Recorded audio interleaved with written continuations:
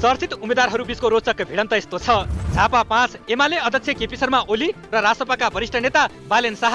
सर्लाही 4 कांग्रेस सभापति गगन कुमार थापा र रासपाबाट अमरेश कुमार सिंह। काठमाडौँ 3 रासपाबाट राजुनाथ पाण्डे र उज्यालो नेपाल पार्टीका अध्यक्ष कुलमान घिसिङ।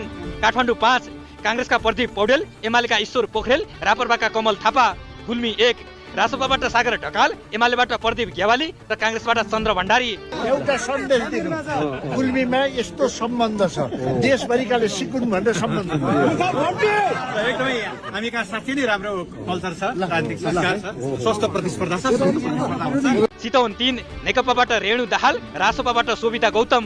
भक्तपुर 2 एमालेबाट महेश बस्नेत र रासपाबाट राजीव खत्री। भक्तपुरका 10 वटा एड्रेसहरू दिएर त्यो एड्रेसमा गुगल म्याप नहेरिकन आउन नसक्ने उम्मेदवार जो यहाँ बनेर आएको छ, त्यो त खालि एउटा कोही के अरे सम्बन्धित पार्टीले भक्तपुरमा कोही उम्मेदवार नभएपछि दिने कुरा होला होइन।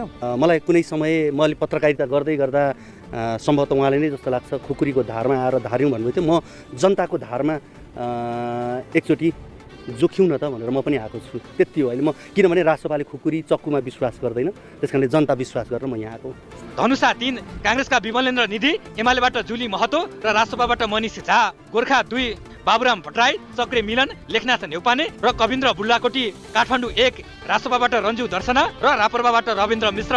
झापा 2 एमालेबाट पूर्व सभामुख देवराज घिमिरे, रासपाबाट पूर्व उपसभामुख इन्दिरा राणा।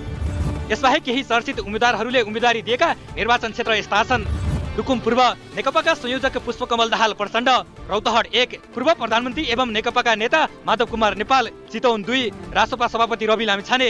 सिराहा 1 रासपाबाट बब्लु गुप्ता। ललितपुर 2 रासपाबाट जगदीश खरेल।